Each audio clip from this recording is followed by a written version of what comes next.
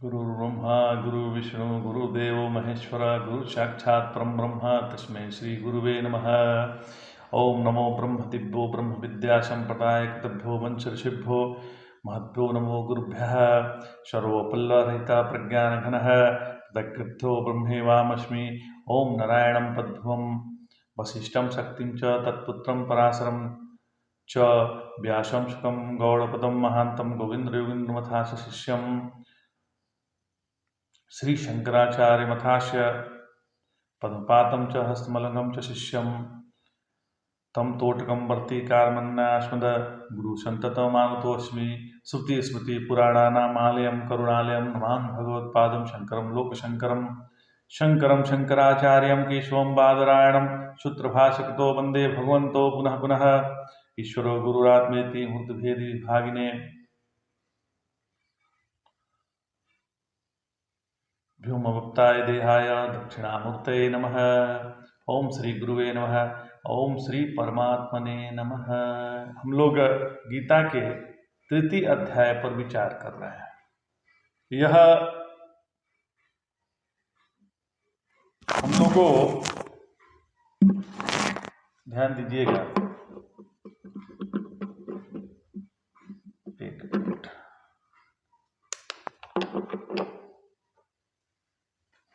हम लोगों को दूसरे के बारे में अनावश्यक बातें पूछने का स्वभाव हो गया है। उसके बिना हम चल नहीं सकते,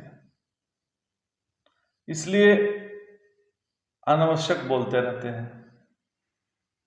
जैसे हम अपने स्वरूप को की तरफ देखते हैं, फिर सोचते हैं कि हम बेकार फालतू की बात सोचते हैं। हम अक्सर दूसरे की बात करते हैं। वैसे बात ही यदि मुंह से निकल रही है तो दूसरा ना हो तो बात ही ना निकले। तो जब हम अपने स्वरूप की तरफ देखते हैं तब विचार करते हैं कि हम फालतू ही बोल रहे थे।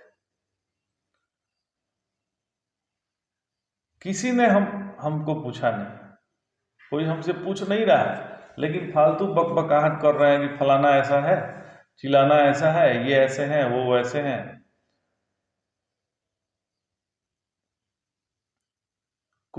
किसी ने आपसे पूछा नहीं, किसी ने हमसे पूछा नहीं, लेकिन हम बकवास करते रहते हैं। तो इससे सीखे क्या? आज तक हमने सीखा क्या इससे? अन्य के साथ जब भी हम बात करते हैं, ध्यान दीजिएगा, अन्य के साथ जब भी हम बात करते हैं तो केवल भूतकाल की बात करते हैं। विशेष प्रकार से जो खाली बैठे हुए हैं, जिसके पास कोई काम नहीं है, वो इस तरह से बात करते हैं, क्योंकि उनके दिमाग में भूत चढ़ा रहता है। उनके पास केवल भूत ही होता है, बीता हुआ कल ही होता है। आज तो उनके लिए वो खाली हैं, तो आज तो कुछ है नहीं, तो वो वही पुरानी बातें ही बार बार अपने मुखारविंद फैलाते हैं।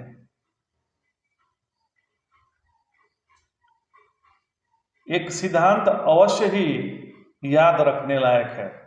क्या? किसी को भी हमारे भूतकाल में कोई इंटरेस्ट नहीं होता है। किसी को भी हमारे भूतकाल में कोई भी दिलचस्पी नहीं होती। हर एक आदमी अपने भविष्य की चिंता में है कि उसका भविष्य कैसे रहेगा। यह बहुत बड़ी साधना है।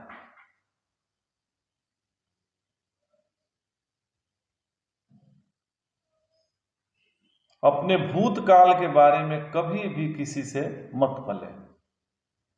यह बातें पुस्तकों में नहीं मिलेगी, यह हम खोजते रह जाएंगे, पुस्तकों में नहीं मिलेगी।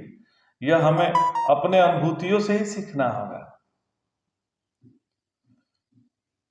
अच्छा, आप ईगो जानते हैं किसको कहते हैं? जो ईगो होता है, तो भूतकाल के जो संग्रह है, संबंध और उनके साथ आने वाली अनुभूतियां, इस बोझे को ढोने वाले गधे को ईगो कहते हैं। ईगो किसको कहते हैं? भूतकाल के संग्रह, संबंध और उनके अनुभूतियां, इसको जो ढोता है उसको ही ईगो कहते हैं। वर्तमान में आने के बाद हम काल को जीत लेते हैं, और जिसने अपने भूतकाल को दफना दिया, जिसने अपने भूतकाल को दफना दिया, उसे भविष्य की चिंता नहीं होती। भविष्य की भी उसी की चिंता है जिसकी भूत जो है भूत गया नहीं है। तो हम अपने आप से बोलने लग जाते हैं। जब भूत भविष्य की बात होती है ना, तो हम अपने आप से भी बोलते रहते हैं।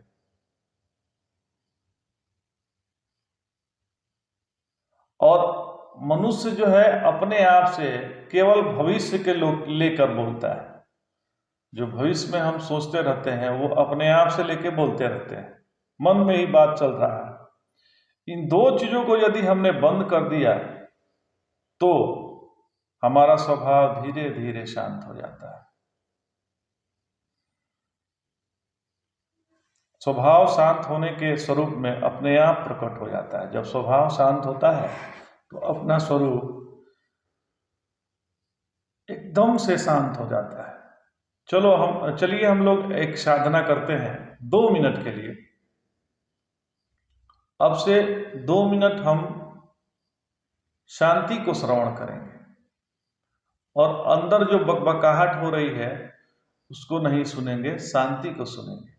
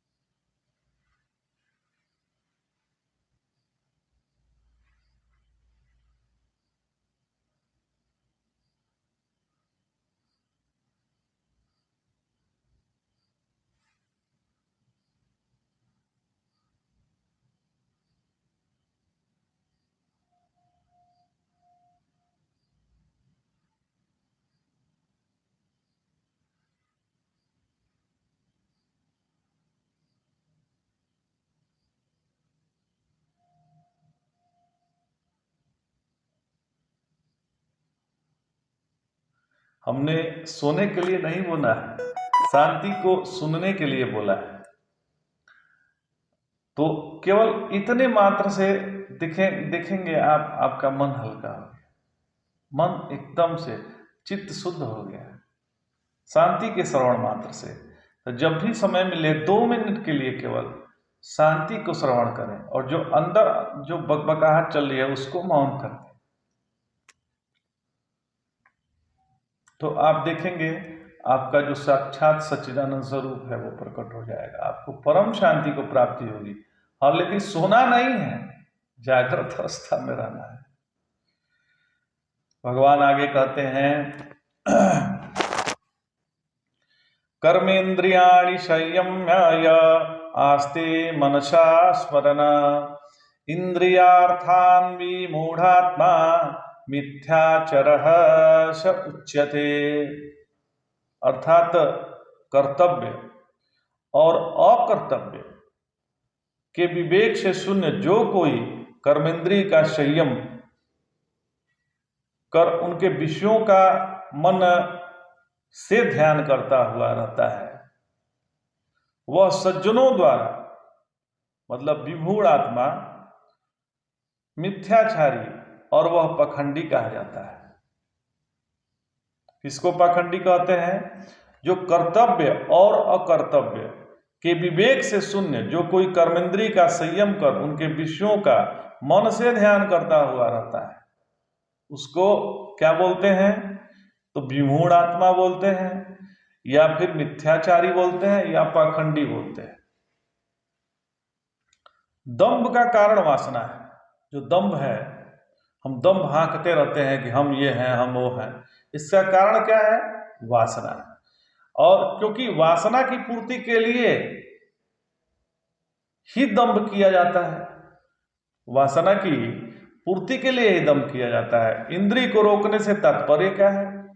तो इंद्रियों को विषयों से हटाना, यही इंद्रिय से रोकने का तात्पर्य है। क्योंकि इंद्रिय को रोका नहीं जा सकता, बस उसको विषय बदलने होते हैं। इंद्रिय तो जाएगा ही, इंद्रिय का तो काम है विषयों में रमण करना, तो क्यों ना ऐसे विषय कर दें जिससे हम फंसे नहीं। तो बहुत लोगों का ऐसा विचार है कि क्रिया का सर्वथा बंद हो जाना, अर्थात किसी वस्तु का भान न होना ही ज्ञान है। परंतु जगत की विस्मृति होने से ही कल्याण नहीं होता है।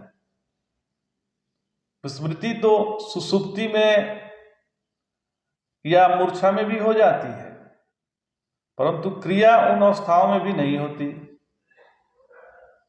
क्रिया तो उन अवस्थाओं में भी होती रहती है, क्योंकि प्राण और रक्तादि की गति उस समय भी बनी रहती है। प्राण तो चलता ही रहता है, सांस चल ही रहा है, और रक्त पूरे शरीर में दौड़ ही रहा है, तो क्रिया तो बंद होती नहीं है। जैसे सुवर्ण का ज्ञान होने से आभूषणों में कोई अंतर नहीं आता, इसी प्रकार बोध हो जाने पर भी शरीर की क्रियाओं में कोई अंतर नहीं होता। क्रिया तो ज्ञानी और अज्ञानी की एक जैसी ही होती है। दोनों में केवल इतना अंतर है कि अज्ञानी में जो भाव होता है वही क्रिया होती है। इसके सिवा अज्ञानी की क्रिया आसक्ति पूर्वक होती है और ज्ञानी की क्रिया आसक्ति शून्य होती है। इसी दृष्टि से कहा जाता है कि ज्ञानी कर्म करते हुए भी अकर्ता है, वह सर्वदा मुक्त है, क्योंकि उसकी किसी में भी आसक्ति नहीं होती है, उसकी किसी में भी आसक्ति नहीं होती है। ऐसे ही विवेकी महापुरुष जनकादि हुए हैं। अपने इंद्रिय को तो जबरदस्ती रोके हुए हैं, पर मन में भोग का चिंतन चल रहा है। हम अपने इंद्रियों को जबरदस्ती रोक लें, लेकिन मन में तो भोग का चिंतन चल ही रहा है। जैसे किसी सत्संग में एक सज्जन ने सुन लिए कि एकादशी व्रत करना चाहिए, तो उन्होंने प्रण कर लिया कि एकादशी करूंगा। फिर एकादशी आ गई, पर घर में इनके पसंद का पकवान बन रहा है। अब प्रण तो कर लिए कि हम एकादशी का व्रत करेंगे, लेकिन घर में क्या है, आज जो है पकवान बहुत पसंद का बन रहा है, तो अब इनका मन डोल गया। वो ये मन से भी चिंतन कर रहे हैं कि एकादशी कर लूं या वह मनपसंद पकवान खा लूं। बाहर से मैं खाऊंगा नहीं, पर मन में ऐसा आ रहा है, और अंदर अंदर लार टपक रहा है। तो फिर केवल बाहर से जबरदस्ती हम रोकें और यह पर्याप्त नहीं है, क्योंकि अंदर से समझदारी होना जरूरी है। हम बाहर से रोक लें कि भाई हमको तो भाई आज पकवान नहीं खाना है, आज व्रत एकादशी है, आज मुझे व्रत करना है, लेकिन मन कह रहा है कि थोड़ा हमको मिल जाता तो अच्छा रहता। तो आप इंद्रियों को तो रोके हुए हैं, लेकिन मन तो विषयों में ही रमन कर रहा है। यह आस्ते मनसा स्मरण, भगवान कह रहे हैं कि यह आस्ते मनसा स्मरण, मनवा से तो स्मरण हो ही रहा है महाराज। तो जो डायबिटीज के मरीज होते हैं वो बाहर से तो चीनी वाले पदार्थ से बच जाते हैं, नहीं खाते हैं, पर अंदर से उन्हें चीनी के प्रति महत्व बुद्धि रहती है। फिर वो पूछेंगे कि महाराज जी कोई दवा बताए। क्या बताइए भाई, जिसको खाने के बाद आदमी कितनी भी मिठाई खाए कोई दिक्कत नहीं है। बाहर से भोग अलग कर लिया, अंदर में भोग की वही प्रक्रिया चल रही है। अब डायबिटीज हो गया तो आपका जीवन जो है, अब ये समझ जाइए कि आपके लिए चीनी जहर है, चीनी नहीं खाना है। अब चीनी में महात्मा बुद्धि रखे हुए हैं कि नहीं भाई कोई उपाय हो जाता जिससे चीनी खा लेते हम, तो ये तो हमारे लिए नुकसानप्रद ही है। जो मिथ्याचार है वह अपने को धोखा देना है। इस मिथ्याचार से हम अपने आप को धोखा ही दे रहे हैं। मनुष्य यदि सबसे ज्यादा धोखा किसी को देता है तो स्वयं को देता है। इसलिए भगवत गीता अध्ययन करना मतलब दर्पण में अपने आप को ही देखना है। भगवत गीता का अध्ययन पांडित्य प्रदर्शन के लिए नहीं है। जैसे जैसे भगवत गीता की कही हुई बातें अति सूक्ष्मता से, जैसे जैसे भगवत गीता की जो बातें हैं वो अति सूक्ष्मता से अपने आप लागू हो जाएगा, वैसे वैसे अपने माध्यम से प्रभु जो है प्रकट होने लगेंगे। समझदारी से जब हम विषयों से अलग हो जाते हैं तो वह अलग होना टिकता है। समझदारी से जब हमको समझ हो गया कि हमारे लिए चीनी जहर है, तो चीनी में हमारी महात्मा बुद्धि समझदारी से ही खत्म हो जाएगी। और जब समझदारी से जब हमारे इंद्रिय विषयों से हट गए तो क्या होगा कि वो टिकता है। भगवान द्वितीय अध्याय के 59वें श्लोक में यही कह रहे हैं। द्वितीय अध्याय में अभी हम लोग अध्ययन किए थे, विषया विनिर्वन्ते ते निरासारस्य देहिनः वशवर्जवशोऽप्यस्य परं दृष्ट्वा निवर्तते। इंद्रियों को अपने वश में रखने वाले देहाभिमानी तपस्वी के केवल विषय ही निवृत्त होते हैं, राग निवृत्त नहीं होता। परंतु स्थित प्रज्ञ मुनि का तो परम ब्रह्म को जानकर राग भी निवृत्त हो जाता है, क्योंकि वो जान गए हैं कि परम ब्रह्म कौन है, तो राग नहीं बना रहता। अब अपने जीवन में उच्च लक्ष्य हो, यदि हमारे जीवन का यदि उच्च लक्ष्य हो तो छोटी छोटी बातों से हम अपने आप हट जाते हैं। हमारा जीवन का लक्ष्य क्या है, थोड़ा ये सोचिए। इससे निर्णय हो जाता है कि हम आध्यात्मिक साधना कर रहे हैं या नहीं कर रहे हैं। आपका लक्ष्य क्या है? जीवन का लक्ष्य जितना उच्च होगा, नीचे वाले चीज ऐसे ही छूट जाएगी। तो मनुष्य का लक्ष्य क्या होना चाहिए? इसी जीवन हम अपने माध्यम से परमात्मा को प्रकट करें,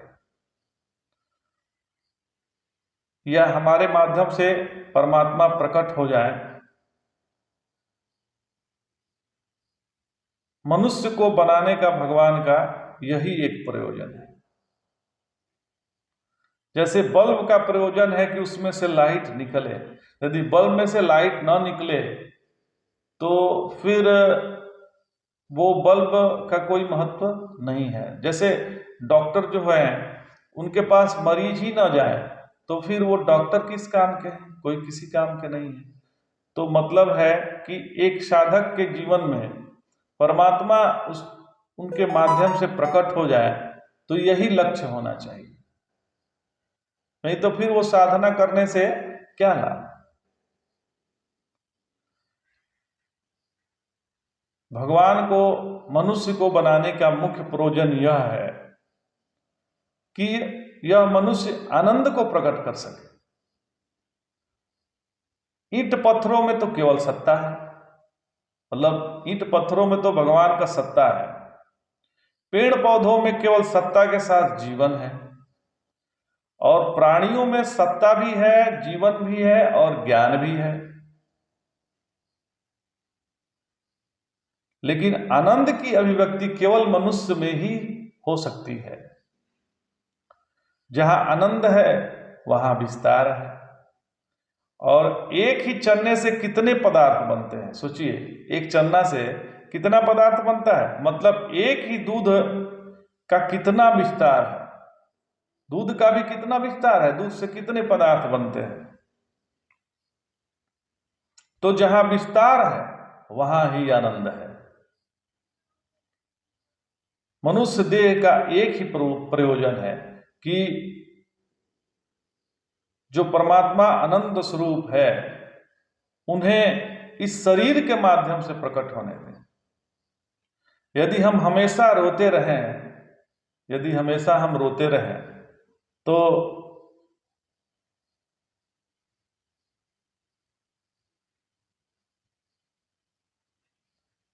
और शिकायत ही करते रहें, कितने लोगों की आदत है वो रोते ही रहते हैं, शिकायत करते रहते हैं, तो भगवान कहेंगे कि बेटा यह तुम्हारी गलती नहीं है, मेरी ही गलती है कि तुमको मैंने मनुष्य बना दिया, इसलिए अगले जन्म में तुम्हें गधा बना देंगे। तो हमको करना क्या है? तो हमें करना यह है कि अपने आप को धोखा नहीं देना है। इसलिए जरूरी है कि अपना उच्च लक्ष्य हो, यही है लक्ष्य, हमारे माध्यम से परमात्मा प्रकट हो, यही हमारा उच्च लक्ष्य है। और जो हमारे पर मैल जमा है, देहात्म भाव का मल, फिर अपने राग द्वेष का मल, फिर अपने आदतों का मल, इसको धीरे धीरे हटाएंगे, तब जब साफ हो जाएगा, मल साफ हो जाएगा, तो अपने आप परमात्मा प्रकट हो जाएंगे। तो जो परमात्मा को के प्रकट होने का मौका देता है, जो परमात्मा के प्रकट होने का मौका देता है, उसे महात्मा कहते हैं। ध्यान दीजिएगा, जो परमात्मा को प्रकट होने का मौका देता है उसे महात्मा कहते हैं। अच्छा, अनात्मज्ञ मुमुक्षु के लिए कर्म संन्यास की अपेक्षा कर्म योग ही श्रेष्ठ है। भगवान अगले श्लोक में शुद्ध अंतःकरण का लक्षण बतलाते हैं। शुद्ध अंतःकरण क्या है, यह बतलाने के लिए भगवान अर्जुन से कहते हैं, यस्वीन्द्रियाणि मनसा नियम्याभते अर्जुन कर्मेन्द्रियः कर्मयोग मशक्तः स विशिष्यते। अर्थात जो मनुष्य मन से इंद्रियों का संयम करे, जो मनुष्य मन से इंद्रियों का संयम कर आसक्ति रहित होकर कर्मेंद्रिय से श्रोत स्मार्त कर्मों का अनुष्ठान करता है, वह पूर्वोक्त आत्मवज्जक कर्मयोगी की अपेक्षा उत्तम है। इस श्लोक में जो विशिष्यते बोला गया है, भगवान ने विशिष्यते कहा गया है, वो पद आया है, उसका भाव यह है कि मिथ्याचारी मतलब दंभी सन्यासी, जो दंभी हैं, की अपेक्षा इंद्रियों को नियम में रखने वाले कर्मयोगी श्रेष्ठ है। परंतु वास्तविक सन्यासी या तत्वज्ञानी से नहीं।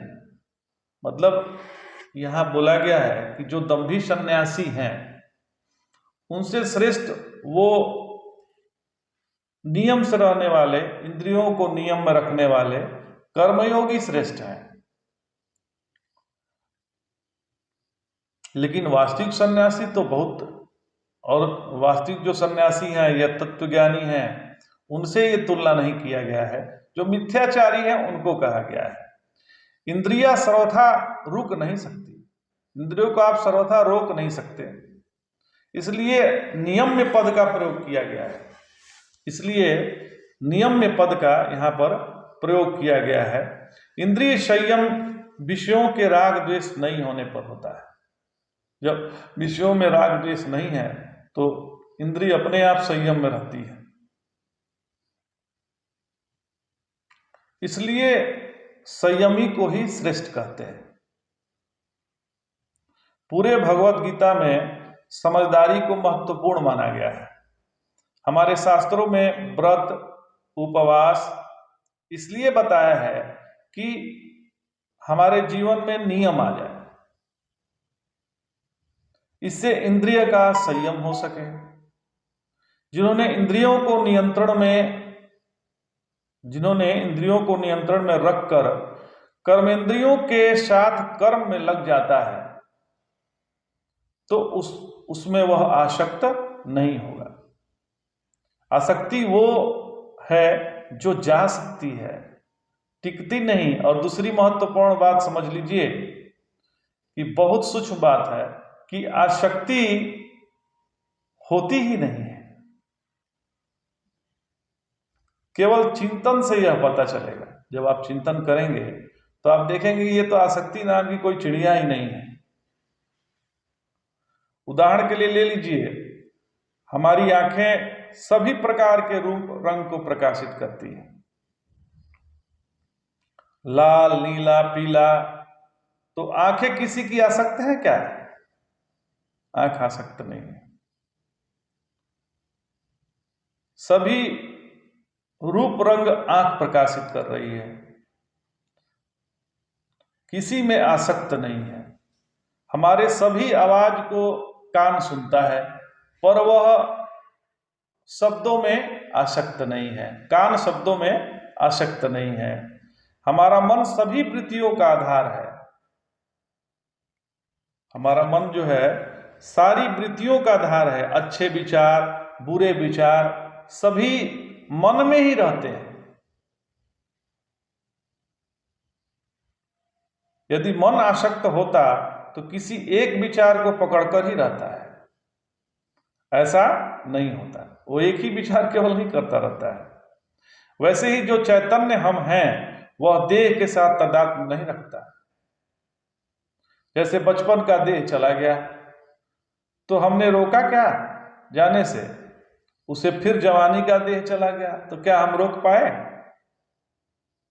बुढ़ापा का भी देह चला जाएगा फिर भी हम रोक नहीं पाएंगे। तो जब ऐसा है तो फिर आसक्त कौन है? आसक्ति यह भ्रांति है। आसक्ति जो है यह भ्रांति है। दिमाग से, तो यह दिमाग से निकलेगी कैसे? जो भी हम जगत में करते हैं इसकी किसी को भी आवश्यकता नहीं है। जगत में हम जो भी काम करते हैं उसको दूसरे की आवश्यकता नहीं है, यह हमारी आवश्यकता है।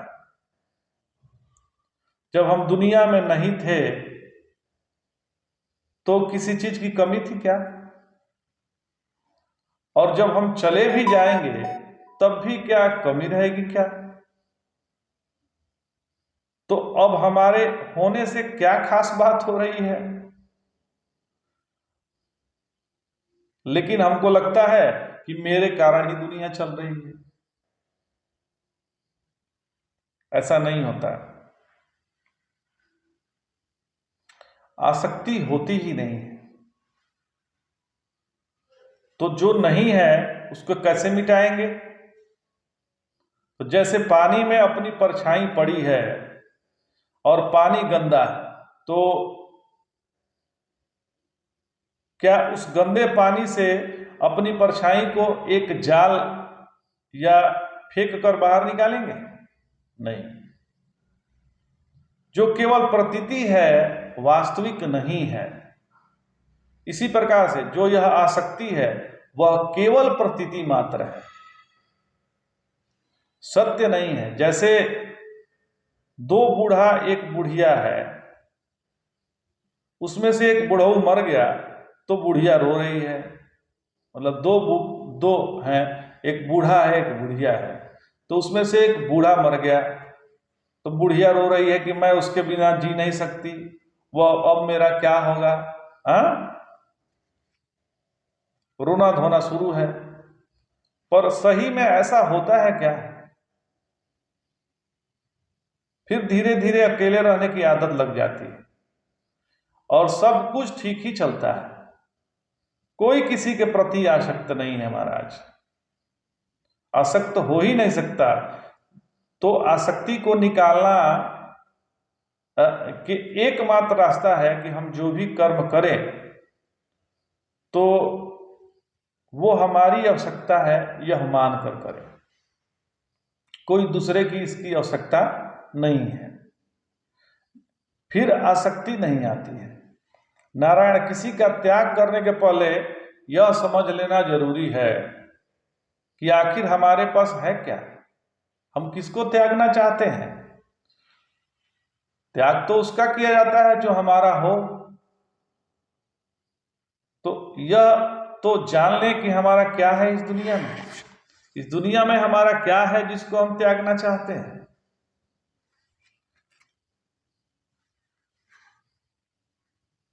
आपका क्या है बताइए। ऐसी दुनिया में देह से लेकर संसार पर्यंत तक अपना क्या है? यह देह भी तो अपना नहीं है जिसका हम त्याग कर सकते हैं। इसलिए कर्म केवल टाइम पास के लिए करना है, ना उद्धव का लेना और न माधव का देना। यदि हम यह ध्यान रखें तो दुखित होने का सवाल ही नहीं है।